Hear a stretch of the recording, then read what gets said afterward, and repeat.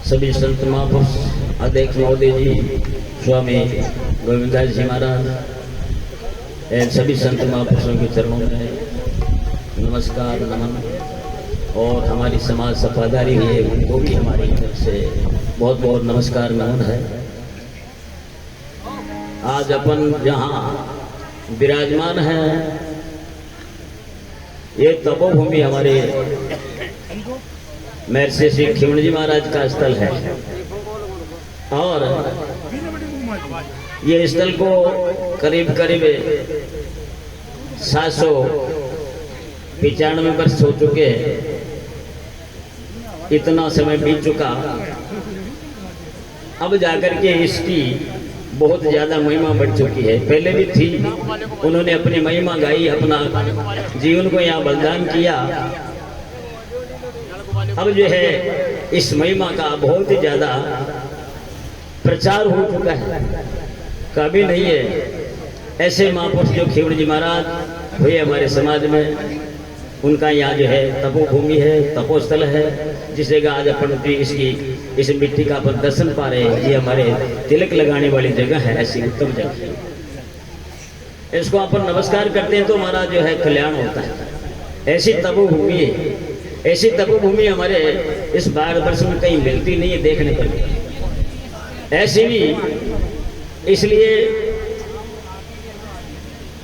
इस तपोभूमि में आकर के हम यदि उन महापुरुषों का गुणगान करेंगे तो हमारा कल्याण होता है। और इस जगह पर हमारे बड़े बड़े महापुरुष पधारे हुए हैं।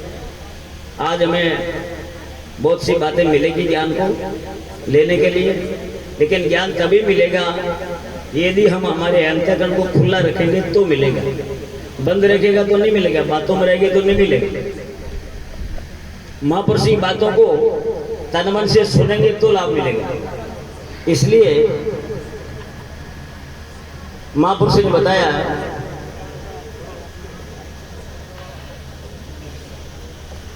धन भाग हमारो जागेरी भलो हो गयो। आज अच्छो भान हो गए हैं, सूरज तो रोज ही हो गए, लेकिन आज कुछ विशेष करके हो गया है जो हमें संत महापुरुषों का और भक्तजनों का दर्शन हुआ है। दर्शन कब होता है? महापुरुष कहते हैं, कबीरा दर्शन संत का साहिब आवे याद, लेखे में वही घड़ी बाकी का दिन बर्बाद। आज का दिन इसलिए लेखे में है कि हमारा दर्शन बड़ा उत्तम संत महापुरुषों का तपोभूमि का हुआ है।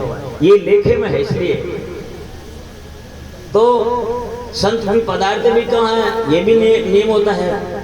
साधु जागर साचरे जहाँ धर्म की सीर, सो के सरवर परशुराम जी हंस न बैठे थे। जहाँ श्रद्धा ही नहीं होती है तो वहां आकर के कौन बैठेगा। यहाँ पर स्वामी गोविंदास जी महाराज ने अपना जीवन को तपाया है और तपा करके आप लोगों के समक्ष है। कितनी विशेषता बनाई है, बहुत बहुत धन्यवाद है। तो ये जगह तपने से तो बनती है, और नहीं तपेंगे तो ना तो हमारे में भक्ति होगी, ना हमारे में ज्ञान होगा, ना हमारे में विवेक होगा, ना सत्संग कर सकेंगे। इसलिए इस शरीर को तपाना चाहिए। भक्ति में तपाओ, ज्ञान में तपाओ तो शरीर बन जाएगा, उत्तम बन जाएगा। आत्म शीदुक्षा तृषा इनका शयन स्वभाव, ताही तितिक्षा जाने कै मोल बर्रा। विचार सागर कहता है, इतनी बातों से हम तपेंगे। अभी सर्दी गर्मी लग रही है, हवा नहीं है, लेकिन पंखे लगा रखे हैं। घर में बैठते बढ़िया अच्छी तरह से सोते, आराम करते, लेकिन नहीं है, यहाँ पर तपना पड़ता है। भूख से, प्यास से, सर्दी से, गर्मी से, मान से, अपमान से, तब जाकर के ये भूमिका मिलती है। धन भाग हमारो जागेरी भलो गयो भान, संत आया पावना गुरुदेव आया पावना और टूट गयो जमडान। जब संत महापुरुष पधारते हैं तो जम कहते हैं अशुभ कर्मों को, और अशुभ कर्म हमारे गुरुदेव ही काट सकते, और कोई काटने वाला संसार में पैदा नहीं हुआ। जीवों का उद्धार करने वाले केवल सदगुरुदेव और संत ही है। कबीर साहब ने किया है, संत सगा, गुरु सगा, अंत सगा है राम। कह कबीर इस जीव को तीन ठोड़ मिश्रा, इस जीव को तीन ठोड़ी मिश्रा मिला है। बाकी संसार के जीवन में कहीं भी आराम नहीं मिला है। तके खाए हैं लग 84 में, जहाँ जिसका कोई पता नहीं अपने को क्या किया। इसलिए तो संत आया आनंद छाया आंगने घमसाने। संत आते आनंद छाता है, हृदय में हिलोर उठती है कि आज फला फला हमारे गुरुदेव पधारेंगे, विद्वान पधारेंगे, दर्शन मिलेगा, अंतःकरण खुलेगा। संत आया आनंद छाया आंगने घमसान रे, ज्ञान गोला छूटन लाग्या टूट की कोड़ कान रे। ज्ञान गोला महापुरुषों का शब्द ही गोला है, जिसके दिल में चिपक गया उसका ही बेड़ा पार है। शब्दे मारा मर गया, शब्दे छोड़ा राज। अरे जिन जिन शब्द विवेक किया तिनका सर गया काज। जिनने अपने शब्द को विवेक किया उसका काम बन गया। लेकिन शब्दों में भी महापुरुषों ने अंतर बताया। शब्द शब्द वो मात्रा, शब्द तो बहुत है, एक शब्द तो मानता है, एक शब्द खोलता है। तो हमारे महापुरुषों ने खोले हैं। तो सार शब्द शब्द वो आंतरा, सार शब्द मत लीजिए, कहे कबीर जा सार शब्द नहीं धरक जीवनता दीजिए। कबीर साहब ने कहा है कि जहाँ सार शब्द नहीं है उस जगह से न तो लेना है, न बैठना, न बोलना, न सुनना है, उस शब्द को त्याग देना चाहिए। जहाँ सार शब्द हो, जहाँ रहस्य की बात हो, उस शब्द को ले लेंगे तो कल्याण बन जाएगा। इसलिए बताया शब्द सुनिया भला गुणिया आएगी आपान रे, भरम कर्म विकार भाग्या तीर मारो ताने। भरम भी भागा है और कर्म भी छूटा है। भरम कितना बताया? जाति का, न्याति का, कुल का, गोत्र का, वर्ण आश्रम। जाति न्याति कुल गोत्र बखाना, वर्ण आश्रम 6 ब्रह्म है। 6 प्रकार का ब्रह्म हमारे समाज में चिपके हुए हैं। ऊंची नीची जाति का, मैं ब्राह्मण हूँ, मैं क्षत्रिय हूँ, मैं वैश्य हूँ, मैं फला फला जाति का। और जाति किसी की जब जाति है उसका नाम जाति है, चले जाती है उसका नाम जाति है। मानो तो मात्र जीव का तू बेटा रहता है, ये कहीं नहीं जाता, जीव का तू रहता है।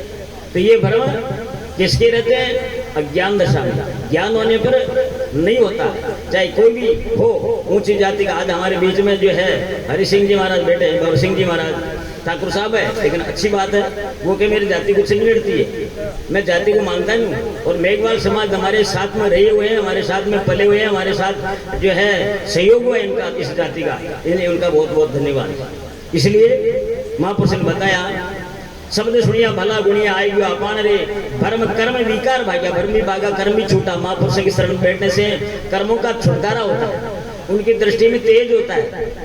कबीर साहब ने कहा अरे छकी दृष्टि जहां पर पड़ी रोम रोम छक जाए, कहे कबीर ज्ञानी सदा निर्मल दशा समाये। महापुरुष अपने स्वरूप में छके हुए होते हैं और उनकी दृष्टि हमारे पर पड़ जाती है तो हमारा भी कल्याण होता है। ऐसा महापुरुष छके हुआ है किसमें? अपने स्वरूप में छके हुए हैं। इसलिए इनके दर्शन नित्य प्रति करना चाहिए।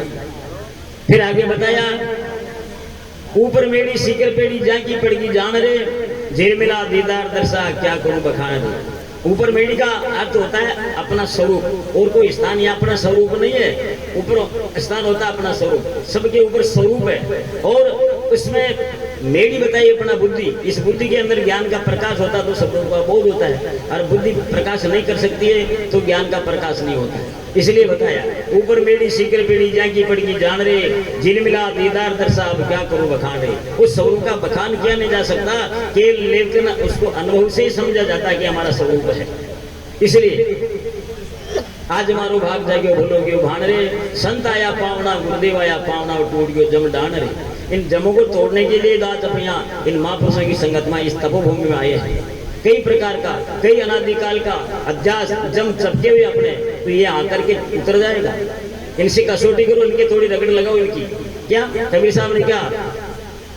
नित पुरुषान लोहा गुण टूटे, नित की गोष्ठी माया मोह छूटे। पुरुषान पर यदि लोहे को रगड़ेंगे, केंचे को रगड़ेंगे तो पहली बात तो उसमें चमक आएगी और धार भी आएगी, उसके जंग हट जाएगा। छकी दृष्टि नित कुशान लोहा गुण टूटे, नित की गोष्ठी माया मोह छूटे। लोहा का गुण टूट जाता है, चमक जाता है। ऐसे ही महापुरुष हम यदि गोष्ठी करेंगे तो हमारा भी कल्याण होगा। अनादि काल की जो बीमारी गोशी है जन्म मरण की, वो छूटती है यहाँ पर। इसलिए महापुरुष ने बताया। फिर बताया कहां जाना, कहां नहीं जाना, ये दिल में जो फुल की खान रे, कहीं आने जाने की जरूरत नहीं है। आना जाना केवल शरीर का है। ज्ञान दृष्टि में न तो कहीं आते हैं न कहीं जाते हैं, अपने स्वरूप में टिके रहते, छके रहते हैं। इसलिए साहिब ने बताया कहा नहीं आना, कहा नहीं जाना। ये दिल में खुल की खान रही, ज्ञान का खजाना कहाँ पर है? दिल में, बाहर जाने की जरूरत नहीं। दिल में खुल की खान रे। गुरा शरण समर्थ बोलिया, बैठे मौजा मारने। गुरु के शरण में जाकर के शांत राम जी महाराज स्वामी जी कह रहे हैं, बैठ करके मौज मानो। वहां पर कोई किसी प्रकार का दुख तकलीफ नहीं है। बोध होने में सारा दुख मिटता है, और बोध नहीं है तो सब दुखों की प्राप्ति होती है। ज्ञान हो जाता तो दुख मिटता था। रीते ज्ञान मुक्ति, ज्ञान बिना मुक्ति है नहीं। ज्ञान बिना यारो मिटे नहीं रोना। ज्ञान हो जाता है तो रोना मिटता है, और ज्ञान नहीं होता है तो सारा दुख सामने भोगना पड़ता है। इसलिए महापुरुष ने बताया, आज मारो भाग जागियो बोलो गयो भाण रे, संत आया पावना गुरुदेव आया पावना, वो टूट गयो जम दाना। बोले सदगुरु दयाल की जय। महर्षि पाजा जी महाराज की जय। महर्षि शिवण जी महाराज की जय।